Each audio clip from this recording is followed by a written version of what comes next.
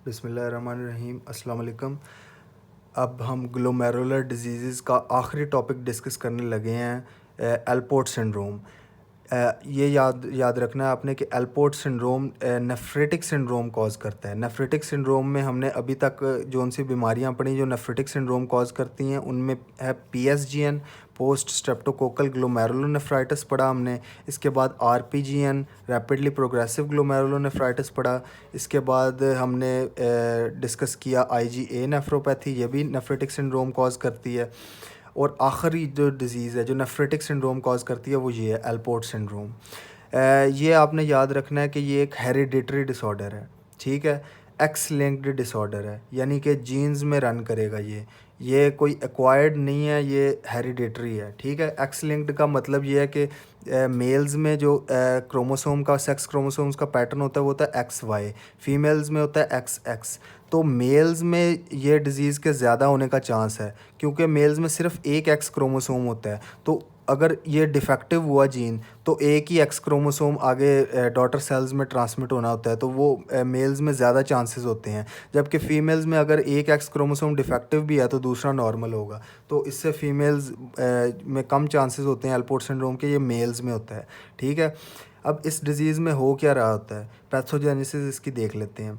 कि type 4 collagen जो होता है, मैंने आपको बताया कि ग्लोमेरुलर बेसमेंट मेम्ब्रेन जो है वो टाइप 4 कोलाजन से बनी होती है। अब टाइप 4 कोलाजन की अल्फ़ा 5 चेन जो है, यानी कि आप समझ लें टाइप 4 कोलाजन को जो जीन एनकोड कर रहा होता है, जिस जीन की वजह से ये बन रहा होता है, उस जीन के अंदर म्यूटेशन आ जाती है, ठीक है। अब जीन्स में म्यूटेशन आ गई हैं तो टाइप 4 कोलाजन सही नहीं बन रहा, अब नॉर्मल टाइप 4 कोलाजन बन रहा है। टाइप 4 कोलाजन ठीक नहीं है तो जीबीएम भी ठीक नहीं बनेगी, डिफेक्टिव जीबीएम सिंथेसिस होगी, तो जिसकी वजह से जीबीएम जो है उसकी थिनिंग हो जाएगी और स्प्लिट वो टूट जाएगी जीबीएम, ठीक है। तो ये बेसिक एक पैथोजेनिक मैकेनिज्म हो रहा होता है एलपोर्ट सिंड्रोम में।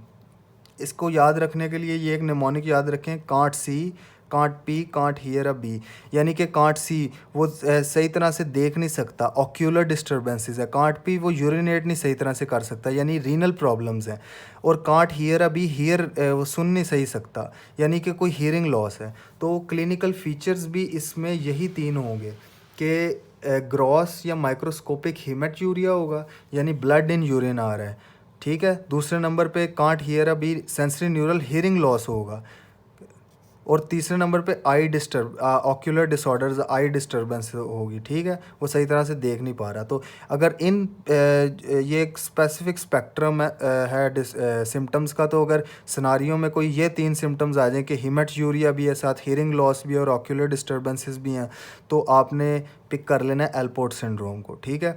मॉर्फोलॉजी में मैंने आपको बताया कि जीबीएम जो है उसके अल्टरनेटिंग एरियाज़, वो जीबीएम की डिफेक्टिव सिंथेसिस है। जीबीएम ग्लोमेरुलर बेसमेंट मेम्ब्रेन सही तरह से बन नहीं रही, तो वो किसी जगह पे एरिया ऑफ थिनिंग बारीक हो जाएगी, किसी जगह पे थिक हो जाएगी, तो ऐसी सी अपीयरेंस बनेगी जीबीएम की, alternating areas of thinning with areas of thickening, ठीक है। किसी जगह से मोटी है, किसी जगह से पतली है, तो इस तरह की अपीयरेंस को कहते हैं basket and weave appearance of GBM.